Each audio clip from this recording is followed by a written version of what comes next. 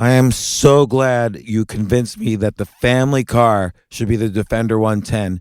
It is so beautiful inside, it's so comfortable, and it just feels indestructible. Yes, it really is. I've been waiting a long time for the new model to come out. The Defender 110, I'm telling you, it's my favorite car of all times. It's my third one. You know, I have stories of going off road. The guy managed the group. He was like, "What are you doing in this beautiful car?" I'm like, "I'm going off road." He's like, "Are you sure? Because you can use one of ours." And then they look like Mad Max cars. I'm like, no, we're going to do this. And he was shocked. Wow. Well, it's great because the Defender has been reimagined for 21st century adventure, and its unparalleled off-road ability as well as its robust interior are invaluable whether you're headed towards uncharted territory or just a weekend of exploration. The Defender 110 tackles challenging surroundings with absolute confidence. The SUV conveys strength outside and in, featuring peerless technology like an intuitive driver display and an award-winning infotainment system. That's my favorite part, to keep you connected no matter where the journey takes you. Adventure is unique to everyone, and so is the Defender. Choose from the two-door Defender 90, the four-door Defender 110, or the larger Defender 130 with the ability to seat up to 8 passengers. You'll find uncompromising performance in all three. So pack up and go even further with the Defender 110. Learn more at LandRoverUSA.com/Defender. Sometimes it takes a different approach to help you unlock your true potential. Capella University's game-changing FlexPath format helps you learn at your own pace and fit earning a degree into your life. From before you enroll to after you graduate, you'll be supported by people who are invested in your success so you can pursue your goals knowing that help is available if you need it. Imagine your future differently at capella.edu.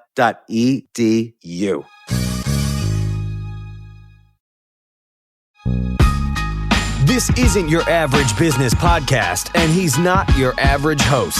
This is the James Altucher Show on the Choose Yourself Network. Today on the James Altucher Show. In 2002, I was dead broke. I was losing my house. I was losing everything, and I didn't know what to do. I couldn't get a job. I had been an entrepreneur in an area that was now dead. I was trying to be an investor without real professional or educational experience, so no one would hire me for that. So I really had no opportunities. Failure is really painful, and I don't recommend it for anyone. The problem is, most things that are worth it are so difficult to learn that you're inevitably going to fail at some point as you're building up a career. Every failure at every level is a learning experience. So what I try to do is say it wasn't a failure, it was an experiment. And from an experiment, it's a bit easier to rationalize, okay, now I can learn from this. It failed. What did I learn from it? Hi, everybody. It's Carolina Millan here, and I am in New York City with Mr. James Altucher. I am so honored to be here. Thank you for taking the time to speak to me. Carolina, thank you for asking me to go on the show and for coming up to where I do my podcast. We just finished the podcast, and I'm so glad that you were able to. It wasn't an inconvenience for you to come up to here. Not at all, and I want to appreciate your team as well for taking the time to coordinate with me. I know it's been... you have a busy schedule, so I feel very grateful to be here. Thank you. Busy. No? Okay. Let's talk about that then, because I've been following you for a couple of years. I read your book, The Choose Yourself Guide to Wealth. It really changed a lot of things for me in my life. I want to thank you for that book. You're welcome. What did it change? One of the main things that I was always beating myself up for was not making enough progress every day. And when I read your book and you talked about this concept of the 1% progress, like just even if it's just 1% progress that you make financially, spiritually, mentally, physically, then you're in a good place. And that made me feel great. It's so important because it compounds. Yes. And so people think like, oh no, I got to get the big deal every single day. But if you just I'll just send an email thanking somebody, or I'll study a little bit more about, interviewing, like I'll watch some good interviewers, and you just improve a little bit each day in some area of your life. I'll spend more time with my family because that'll make me happier. I'll go to the gym for a half hour. Okay, if you do these things every day, 1% a day compounded, it doesn't equal 360% a year. It equals 3,800% a year. So you improve your skills 38 times. Whatever that means. It's hard to quantify some of these things. Yes. But just in general, the sense of it is that compounding works even for skill development and for your career and for your success. And we're all in this for the marathon and not the sprint. Like, it's not like next year you've got to be a gazillionaire with the biggest video show in the world. It's you're trying these things, you're experimenting with these things, and then over the course of 20 years, you build a network, you build amazing skills. And by the way, it's not like 20 years you wake up and say, "Oh my God, now I'm finally a success."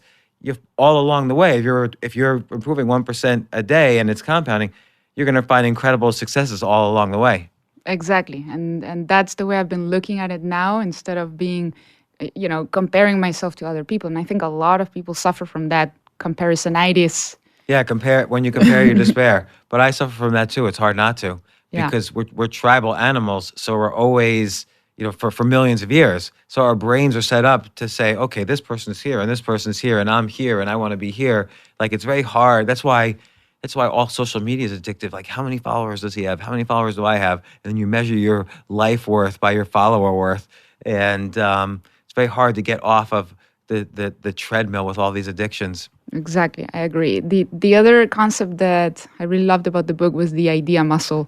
And since I read it, I've been carrying a little book where maybe not every single day, but when I think of it, I go and write 10 ideas, even if they're crap. At least one or two of them will be great. So I do it every day. How did you come up with that idea? Well, in 2002, so this is 16 years ago, but I still do this every day. I write down 10 ideas every day. And often much more than 10 ideas. But in 2002, I was dead broke. I was losing my house. I lived right next to, what's called Ground Zero, where the World Trade Center was. So it was just a horrible, depressing area. Not, it was horrible for many people, not me least of all. And I was losing everything, and I didn't know what to do. I couldn't get a job. I had been an entrepreneur in an area that was now dead. I was trying to be an investor without real professional or educational experience investing, so no one would hire me for that. So I really had no opportunities. So I had to just sit there. Every morning I'd wake up because I couldn't sleep. I was so anxious. Wake up, I would take 3 or 4 books, go to a cafe. I'd read from a nonfiction book. I'd read from a fiction book. I'd read from a book about games because I love games.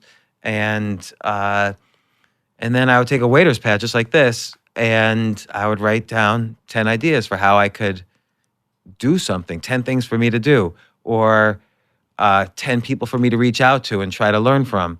Or when I reached out to all those people and none of them responded, I figured, oh, I did this the wrong way. Why should anyone respond? I was offering nothing for them. They're not, like, Warren Buffett's not, going to drop everything to have a cup of coffee with me just because I write to him. So I had to write to all of these heroes of mine, and I had to come up with 10 ideas for each of them. Here's 10 ideas for how you can improve your business, your life, your writing, whatever. This is yours for free, no expectations. I wouldn't ask to meet them anymore. And out of those 20, 3 responded, and I really developed relationships with those 3, but I just kept on doing this. 10 books I could write. Oh, most of the ideas are bad. The idea is not to write 10 good ideas, because you're not going to come up with 3,650 good ideas a year. But the idea is to, ideas are a muscle. Creativity is a muscle. And if it's not exercised like any other muscle, it atrophies. It'll stop working. And after like 3 months, 6 months, a year of writing down 10 ideas a day, it was like, oh my gosh, it literally felt like I had tapped into something. Like I could come up with ideas all the time. And again, most of them are bad, but give me a situation, I could start coming up with ideas, and maybe 1 or 2 might be interesting to explore further. And then and people say ideas are a dime a dozen, execution's everything. That's not true. Ideas aren't a good idea is not a dime a dozen. And it's true, execution is everything, but execution is really ideas. So if I come up with an idea for a business that I want to try, I have to come up with 10 execution ideas. What are easy ways to test that I can execute on very easily to see if this idea is good? Can I give you an example from today?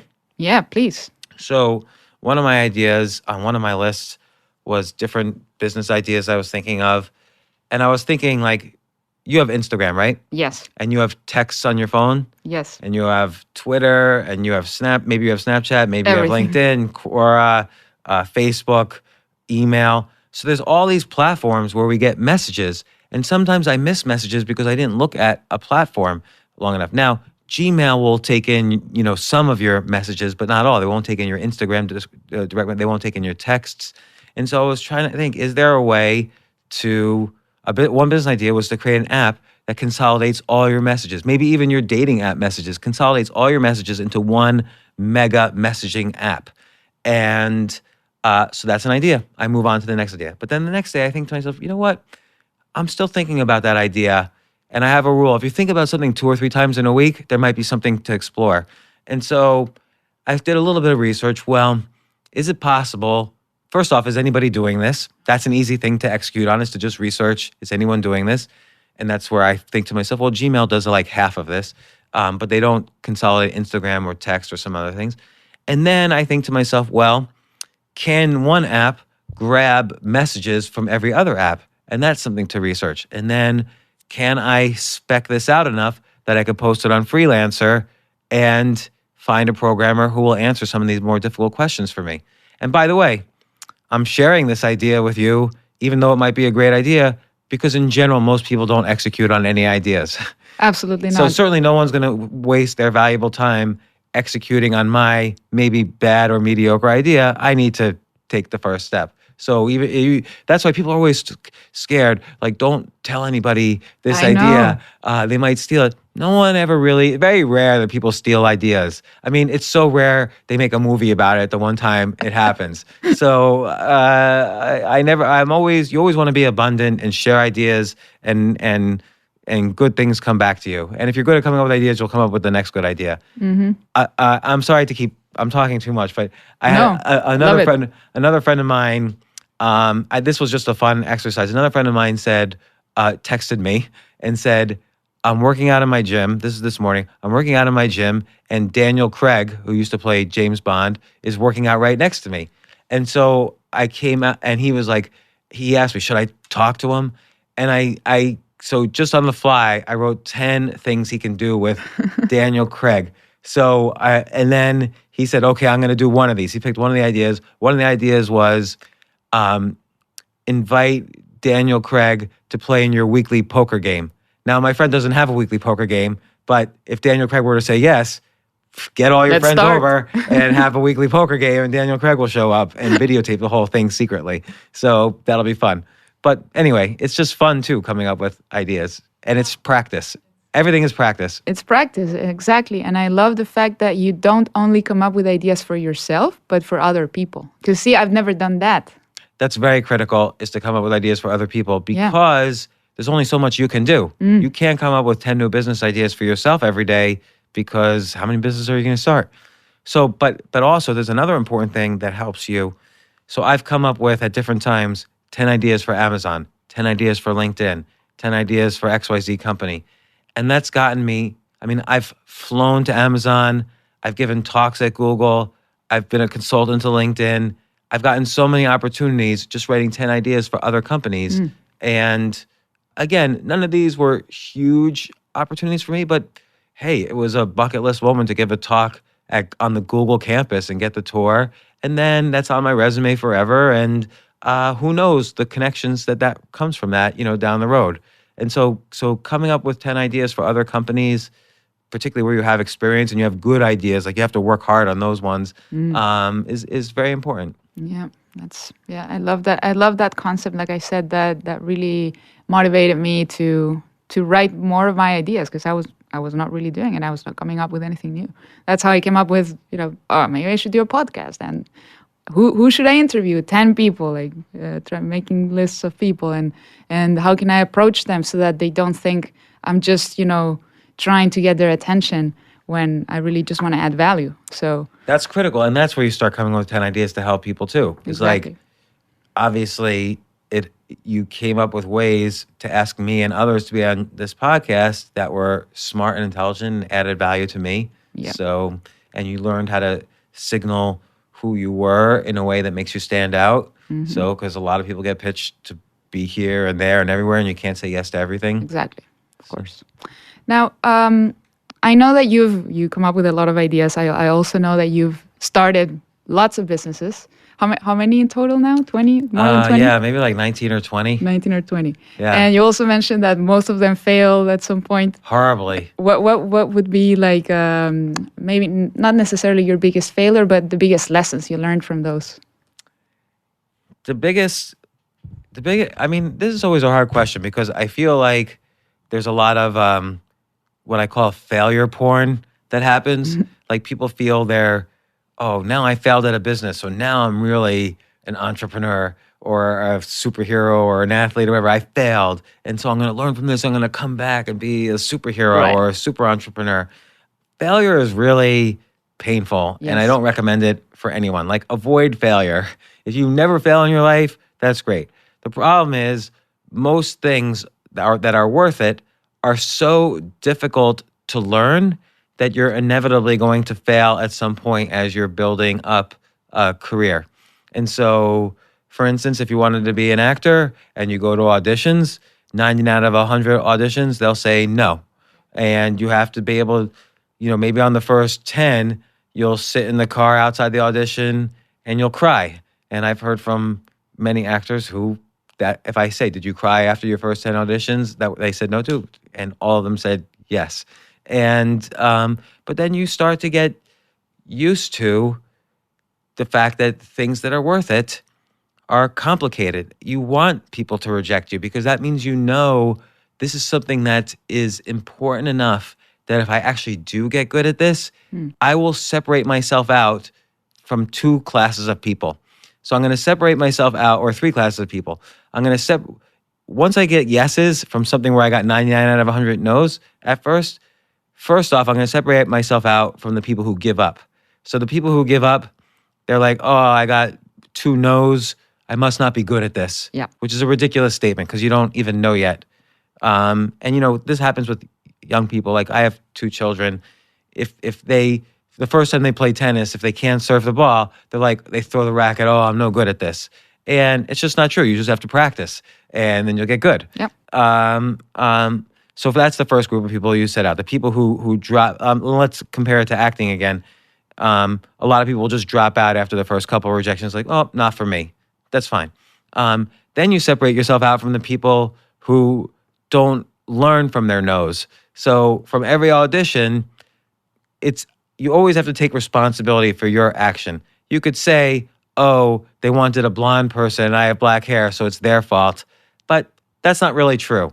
You can, in every single scenario, you could figure out what you could have done better, even if they said at the outset they don't want you. There's always ways to stand out.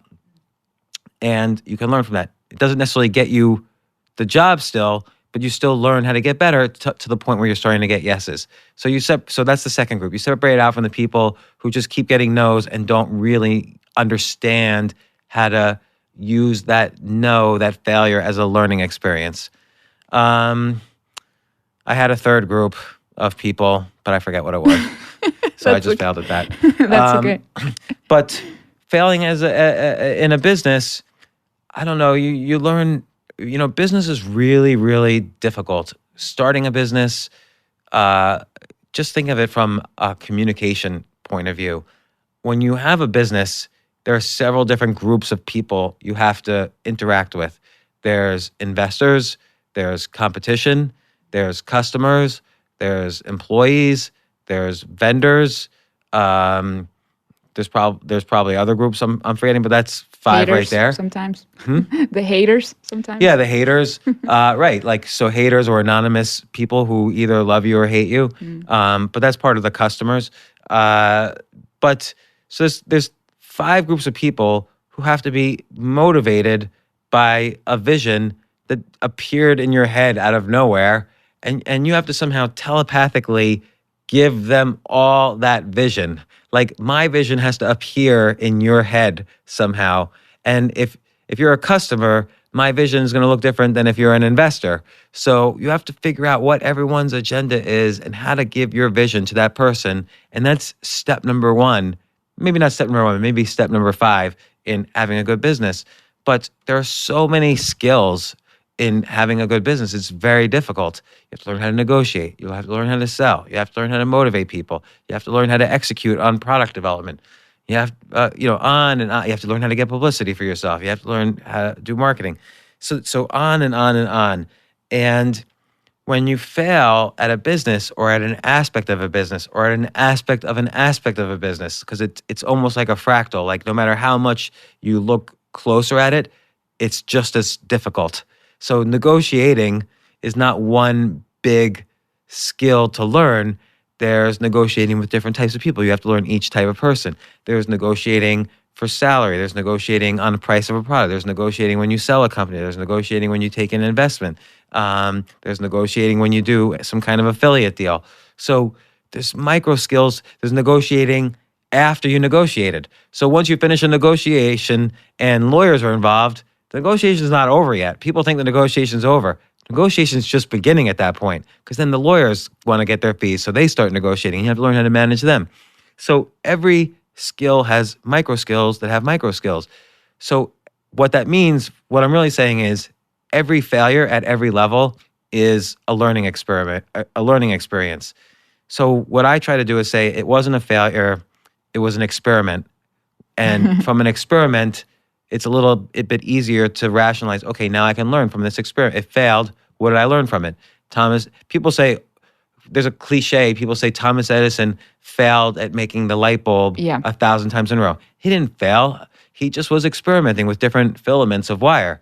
From each time he learned, well, I'm going to twist it a little bit this way. I'm going to twist it a little bit that way. And he learned, and he then made the light bulb. So again, nothing is really failure unless you label it that way and then give up.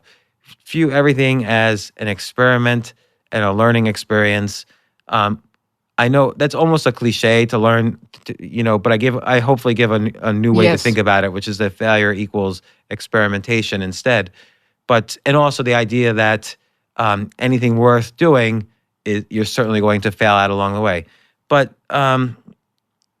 another thing is that I learned specifically from failure is you learn how to manage, you learn how to invest in yourself.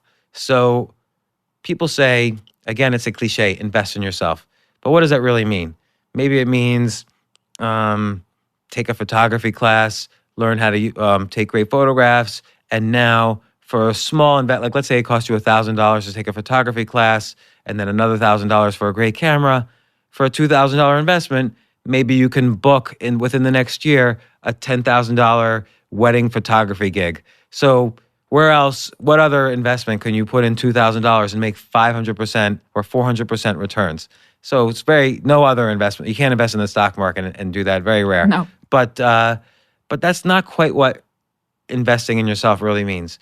So what I mean by it is, what's the characteristics of a good investor? One thing every good investor does is they diversify. So when I invest in myself, I diversify. I don't just start one business or have one job. People quit a job to start a business because they want freedom. But being an entrepreneur is still just one job. Yeah. And it has many of the same stresses and pressures as when you just have one job. So I try to diversify across many ways of investing in myself, many completely uncorrelated streams of income, for instance, or not just streams of income, because that sounds callous, but streams of things I'm passionate about that give me pleasure, which some of them might include making money as a byproduct. So when you diversify, if one business fails, I have other businesses or ideas that I'm working on. But then you could say, well, shouldn't you focus on your business? No, not really. If you do this idea of 10 execution ideas and really make them as small and easy as possible, you could be testing out or experimenting with many different businesses at the same time, and you see which ones are the best. What's one investment you've made in yourself recently that gave you a big return? It depends what you mean. What do you mean by big return? It could be monetary, or it could be because you really enjoy it, like the examples you were giving just now.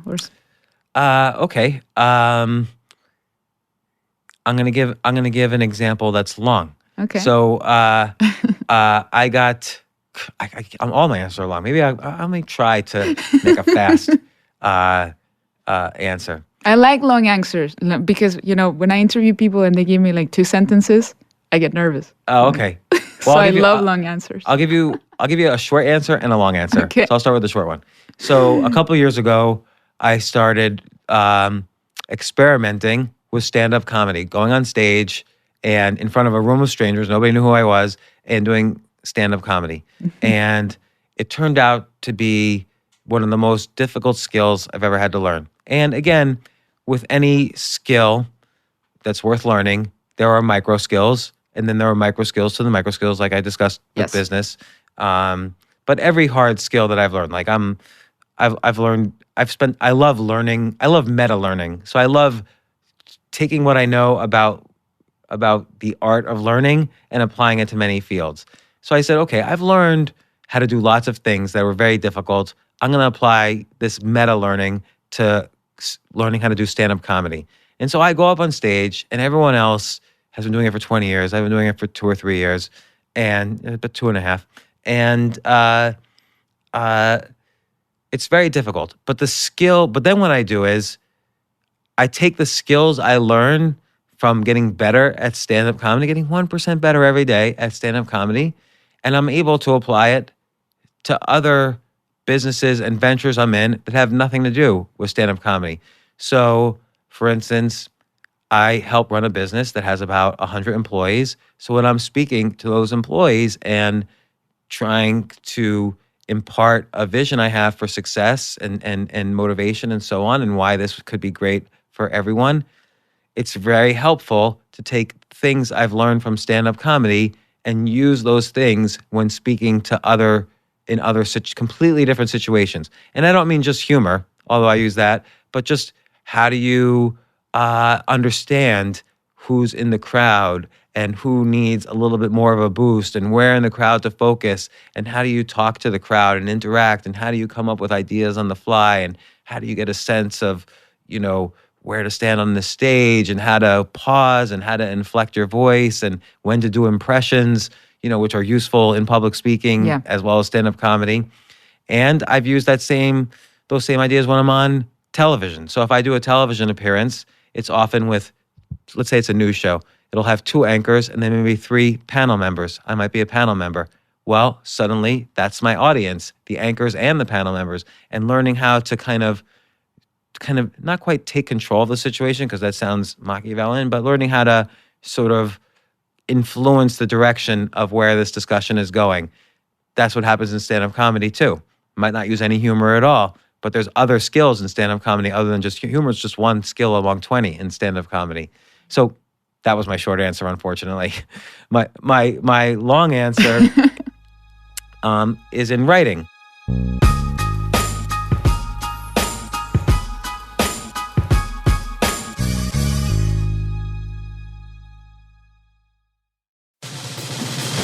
These days, we're all investors, trying to be smart with our money despite our worst impulses. But at iShares, we believe that deep down inside of every investor is a better investor.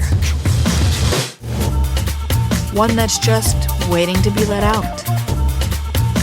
Explore iShares ETFs and insights and let your best investor out. Visit iShares.com for more information. You know what I love about fantasy sports is that even though I'm not going to be a great basketball player or a baseball player or a football player or whatever, I feel like I get to participate and make decisions and use my knowledge of these different leagues or these different sports to compete. So it's like I can pick my team or I can pick my favorite players, and I could use my knowledge to make predictions and maybe even make money.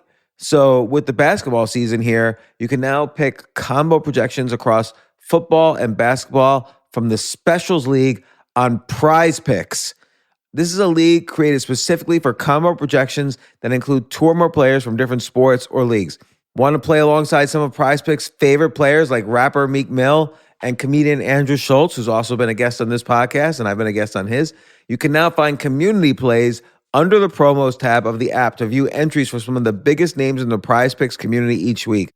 Look, Prize Picks even offers a reboot policy so that your entries stay in play even if one of your players gets injured. For football and basketball games, if you have a player who exits the game in the first half and does not return in the second, that player is rebooted. Prize Picks is the only daily fantasy sports platform with an injury insurance policy. What? So I love playing it. I love anywhere where I can use analytical ability with my interests to demonstrate some skill and maybe make some money. And I like the game-like aspect. I do wish they had chess as a category on prizepicks.com, but I'll settle for what they've got. Maybe I should make my own fantasy chess league. But in any case, I love Prize Picks. Go to prizepicks.com/James. Use code James for a first deposit match up to $100. That's the easiest $100 you're ever going to make. So that's prizepicks.com/James and use code James. Daily fantasy sports made easy.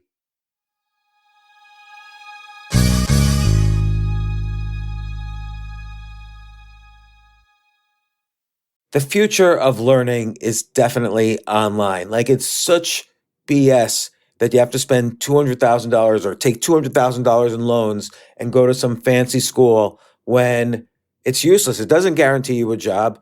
Most employers, including me, do not care about degrees or grades or anything like that. We want to care that you love what you're doing, that you know what you're doing, in some cases that you have experience or that you're willing to learn. But people in general love learning and are curious. Like, the key to success is curiosity. And I think masterclass.com is the perfect model for online learning. I'm really happy they're sponsoring this episode. If you're going to give a gift, give the gift of learning. Masterclass makes a meaningful gift this season for you and anyone on your list, because both of you can learn from the best to become your best, from leadership to effective communication to cooking. Let me tell you some of the classes I've taken. I've taken comedy from Steve Martin. I mean, can you believe I can take a class from Steve Martin on comedy, or Judd Apatow, my favorite comedy director? I could take an actual class from him on writing. Wolfgang Puck on cooking. Dan Brown on writing, or Judy Bloom, who's been on this podcast, on writing. By the way, Wolfgang Puck also has been on this podcast. It's such a pleasure. I try to take classes all the time from masterclass.com. And whether you're watching Masterclass on TV or listening in audio mode in the app or on their site, the quality speaks for itself. It's like these Masterclass instructors are your own personal mentors that are going to help you reach the next level. How much would it cost to take one-on-one classes on comedy from Steve Martin or on chess from Gary Kasparov? You just wouldn't be able to do it. But it would cost hundreds of thousands of dollars. With a Masterclass annual membership, it's $10 a month.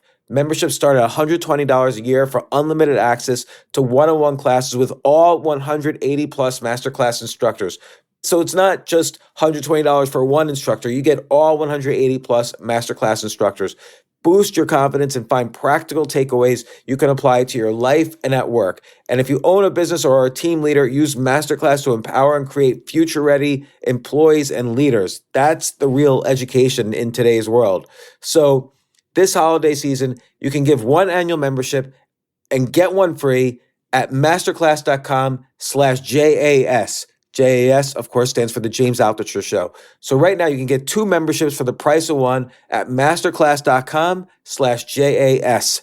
Masterclass.com/JAS. Offer terms apply.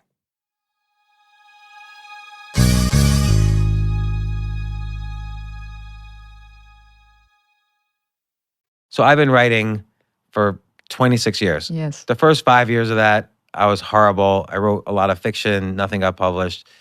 Then I took a little break. Then I started writing again. And I started writing for newspapers, magazines. Then I wrote some books about finance. And then I was writing for the Wall Street Journal, the Financial Times, Forbes, other magazines. Then I decided, you know what? I'm tired of writing for all these other brands. I'm just going to write on my own blog and build my own email list of people who like, the email list is of people who like my writing. And I wrote about my experiences of going broke and bouncing back and how I bounced back. And I would always say, this is not self-help. It's just, this is how I did it. You could try it too.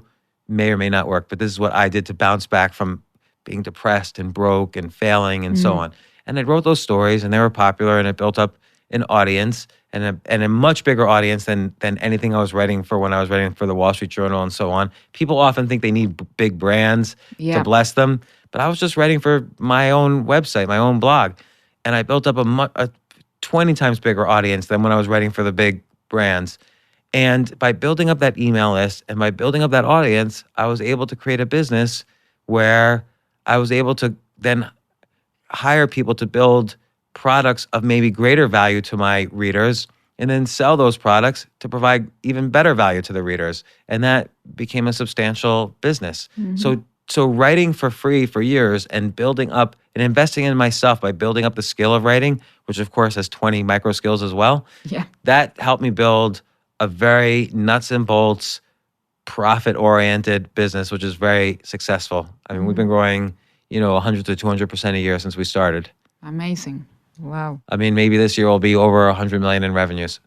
Wow. And that came all from that little blog that you started on your own? And Yeah. And I had already been writing for many years before then to learn the skill. And I'd already published many books before then. So that's why I say, if you're improving 1% a day, there's many, many successes along the way. And you might think, oh, that's all I need in success. But if you keep pushing it, it starts compounding even greater. Yes. And in all sorts of different directions. Like, writing can, move into stand-up comedy. Writing can move into business. Writing can move into product development. Writing can move into television. Writing can move into speech making. Yes. Doing a podcast. So, because a lot of people come on my podcast because they read one of my books. So, or an article or whatever. Yes, I am on your email list, by the way, and I love your emails. And I don't really open a whole lot of emails because I get like 150 per day from all the email lists I'm on. So you do a great job at really, getting people's attention in a good way where it's interesting, it's fun to read your emails. Like you tell a story every time. I love it, and very educational at the same time. Thank you so much because I think writing has become much more democratic lately, which is a good thing. It's not, there's just a few big publishers and there's like only one major bookstore now. But writing has become much more democratic because Amazon has this great platform for self-publishing. Yeah. And look at maybe the best selling book of all time, 50 Shades of Grey. Originally, that was self-published because no publisher would touch it. Then I think Simon & Schuster said, hey, we'll republish it for you, and then it became the best-selling book of all time. But other books like The Martian and Wolf, it really is the best-selling book of all time? Yeah. I didn't know that. I think there was one month when it was really popular where 1 out of 3 books sold around the world was 50 Shades of Grey. But the problem with it publishing becoming so democratic, it's ultimately a very good thing. It's equivalent to the Gutenberg press 500 years ago, and now there's Amazon and self-publishing. So I view them as almost equivalent, reinventions of writing. But there's a lot of bad writers out there now, horrible, horrible writers. And people forget the art of storytelling is how humans communicated ideas for thousands, maybe even millions of years. And I think you always have to get back to what makes a good story and how to tell that story or write that story. And that's how you really communicate. I've been struggling myself to write a book for a couple of years. And at the same time, I see so many people writing books today because, as you said, it's become so democratic and there are so many platforms where you can publish, where I wonder today with so many people writing and publishing, how do you stand out, Well, I think the way you stand out is storytelling and vulnerability. Now, you can also stand out with quantity, and you can stand out with writing thrillers and page turners. But for my style, let's say, I sort of view it as more literary, but it tends to be categorized in self-help, telling a story of, when things were bad and how I bit by bit overcame XYZ problems and the friends I met along the way who helped me and how I met them. And then, all the way to the end, like how I come back, with this new knowledge and having solved all these problems and how I'm a better person for it. Like, I think that's a very classic model for a story. And then and then again, there's many micro skills. I try to look at every paragraph and ask myself, what's the cliffhanger for this paragraph? Sometimes people think, what's the cliffhanger for a chapter, or what's the cliffhanger for a book? And then if I don't have quite a cliffhanger for the paragraph, I'll end the chapter. I'll specifically put chapter end, and then it's easier to come up with a cliffhanger. So I'm always thinking of, how do I get someone to read the next line? Because otherwise, why should anyone read the next line? I don't read the next line if they don't give me a reason to. That's a brilliant way to put it. A cliffhanger in each paragraph. I will implement that. my daughter, my 16-year-old daughter, is in a writing class right now over at Columbia. Mm-hmm. And I was looking at one of her stories, and we went over it line by line, and it was great because her idea was good, what she was writing about, my divorce, and but I really enforce, make everything, start with drama, end with cliffhanger, and then end the chapter. Once you have that cliffhanger, end the chapter. Even if that means you don't call it chapter 1, chapter 2, just put 3 dots so they pause when they're reading and they think about the cliffhanger, and then they want to read on because you had that cliffhanger. So, and I said, make me worse. It doesn't matter that I'm your father. Make me a bad guy with some vulnerability in there. Mm-hmm. You have to make the bad guys have an ounce of good. But with fictional names or with the real names? Real names. Oh, okay. But I don't care. I want her to be a good writer. No, that's awesome. That's great. I wanted to, I know we're probably running out of time, but I still have a couple of questions, if that's okay. Sure. I don't know if you know, do you follow or do you know Simon Black at all? No, I mean, he sounds familiar. From sovereignman.com. He has an investment. Yeah. blog. I thought it sounded familiar. Okay. I've seen his stuff. Okay, well, he lives in Chile. He bought a bunch of land over there, has a lot of investments. And I keep seeing this Facebook ad from him saying that the next crisis is coming in October or something, or the next financial crisis could come as soon as October. I haven't really dived into it yet, but I'm curious to know from your perspective, you being a former, or I don't know if you still do it, hedge fund manager and all of that. I know you have a lot of experience in investment, and I follow you for that reason as well. In fact, that video where you do magic with people, I love that, the pledge. I haven't been able to take it yet because every time I watch the video, the button never shows up for me to take any action. But anyway. That's my fault, probably. I'll take full responsibility. Something's up with the funnel. But anyway, what do you think about what are your maybe predictions, ideas, anything you could share about where the markets are heading at this point? Sure. I have a short answer and a long answer. Oh, go for it. But I just want to comment on the ad. His ad, which I appreciate, is an ad. It's not. It is an ad. It's not a market prediction. That's why I said it's a Facebook ad. Because right. Now, of course, at any given point, anything can happen. The market could collapse. The market could go up. But just in terms of getting people's attention, we live in, and all respect to his ad, we live in an attention glutted world. We see ads everywhere. So if you have a product you think will help people, and I don't know him, but I know a little bit about what he does, and I think he has a good product that helps people. Yeah. If you have the intention to help people, you still have to get people's attention. Correct. And to get people's attention, you're up against all the scammers who might not have good products, and they have also not so good ads, but you kind of have to have ads that beat their ads. Yeah. So you can't just say, hey, I'm a nice guy, all those other people are bad guys, because then nobody will click on your ad. Exactly. They're only going to click on crisis in America. So, fear, this has been said, fear outweighs greed 20-1. So it's much easier to do a fear ad than a greed ad, although both tend to work. Yeah. But in terms of the markets itself, the short answer, and I'll speak from a U.S. perspective, the short answer is it doesn't matter how you stand politically. I tend to be as apolitical as possible, but I just look at what's going on economically because I'm concerned about my own money and investments and so on, and I act accordingly.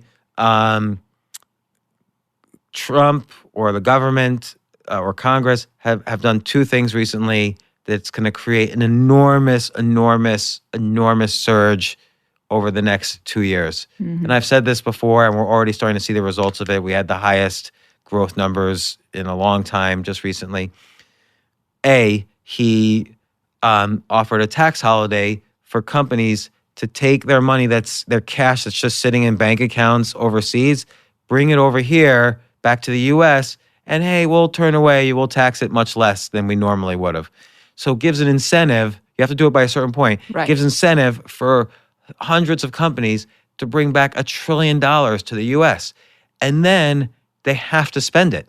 So they can't just put it in the bank account because then their growth won't be high and their stocks won't go up. So if you bring in billions of dollars, you've got to spend billions of dollars, and that goes through the economy in various ways. I won't get into the whole aspects of economics, but a $10 billion infusion of new money in the economy might create a $100 billion boost to growth. But a $1 trillion infusion is trillions of dollars. That's enormous, and growth like we've never seen before. Now, it might create problems 3, 4, 5 years from now, but for the next 2 years, we're going to see growth like we've never. It's ridiculous. It's almost irresponsible. But we're still going to see growth like we've never seen before. Second, and again, this has its good sides and its bad sides. The U.S. government just deregulated for the first time since the financial crisis all local and community banks.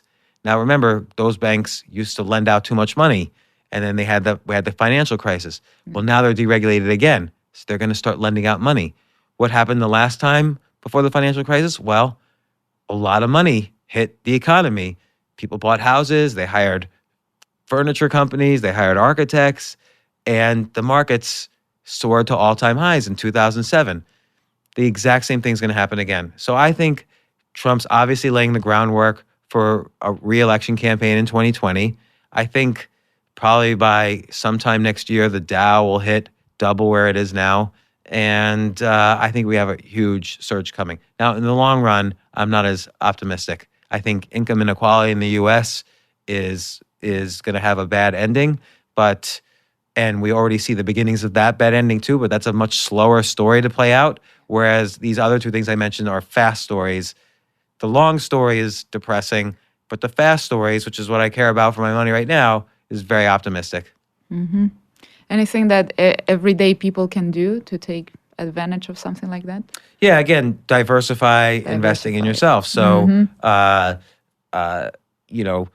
build your skills, invest in ways to build your skills, because your skills will become more valuable if you're more skilled than other people.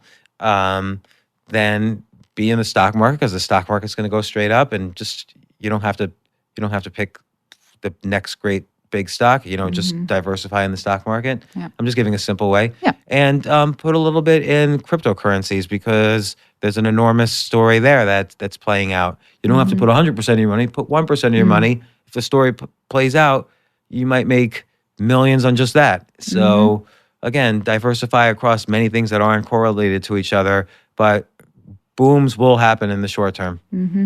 And to wrap it up, I was reading your blog earlier today or yesterday. It was yesterday. You published an article that Seth Godin came again for an interview, and that you invited him to pick his brain to get some consulting from him. I thought that was brilliant. And I didn't get to watch the video yet, but I did read what you wrote under it. And you said that one idea he gave you was to do your own show. So what can we expect from your show? What's it going to be about? Yeah, so he was like, first off, I love Seth Godin. Me too. I highly encourage people to read his blog, his books, listen to his podcast. Great human being and very generous and giving person. Like, we should aspire to be like him. Seth Godin. But he said to me, you should do a one-man show on Broadway. And I'm like, why? Like, how? Who? Like, I had never even thought of that. And And when Seth Godin gives direct advice, you have to listen. So that's on my list. So I started thinking about it. I don't want to just stand up on stage and talk. I always want to press myself to do something a little bit different. And so I was thinking I can have a multiple formats in a one-man show. So meaning maybe a little bit is stand-up. Maybe a little bit is I tell a story of failure and bouncing back. Maybe a little bit is, the lights go out and then they come on and I'm doing a one-man, I'm doing a 1-minute podcast with an extraordinarily famous person you wouldn't expect to see on stage. And then I go back to the, telling a story. I go back to the stand-up and I keep switching through formats. And I think that would be kind of fun. Yes. I also agree with him that you should do some solo podcast episodes. Yeah, we were just talking about that because I really want to switch up the format of the podcast too and press on how I can improve on that. Again, it's about getting better 1% a day. Yes. So I can get better as an interviewer. We can get better in terms of guest selection. We can get better in terms of how we distribute the podcast. We can get better in terms of the format. So I can have panels. I can do one-person shows. I can have people interviewing me. So there's, you have to stretch your brain to make yourself distinguished out of the 200,000 other podcasts that are out there. That's right. I think you're doing a good job. Thank you. Absolutely. And thank you again for having me on your show. Thank you. And thank you for lending me the space and your time. Any projects coming up? Anything you'd like to share? Anything you're working on? Always. I mean, I'm going to do a one-man show. One-man show. I have a book. Any other books? And I have a book coming out that I'm finishing soon. It has, the title's okay, but it's not as finance as it seems, but it's called Think Like a Billionaire. Okay. So I've interviewed so many billionaires on my podcast and people are always curious, what makes a billionaire? Are they different? That I figured, okay, no one's written a book about this. I'll write a book about this. What makes these people different? And the book's going to come out within hopefully a week. Although I'm trying to figure out the right format to put it out in. A week from now? Well, hopefully, probably not. Oh. I got to design the cover. We have a contest on 99 designs to pick the cover, and I'll certainly self-publish it, but I might publish it first on my email list. So we're figuring that out. I'll be looking out for it. Yeah. Awesome. Thank you so much, James. Thank you. It's been a pleasure. Thanks, Carolina. Thank you.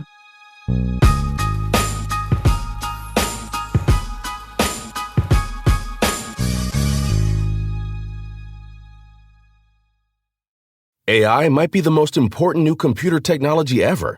It's storming every industry and literally billions of dollars are being invested. So buckle up. The problem is that AI needs a lot of speed and processing power, so how do you compete without costs spiraling out of control? It's time to upgrade to the next generation of the cloud, Oracle Cloud Infrastructure, or OCI. OCI is a single platform for your infrastructure, database, application development, and AI needs. OCI has 4 to 8 times the bandwidth of other clouds, offers one consistent price instead of variable regional pricing, and of course, nobody does data better than Oracle. So now you can train your AI models at twice the speed and less than half the cost of other clouds.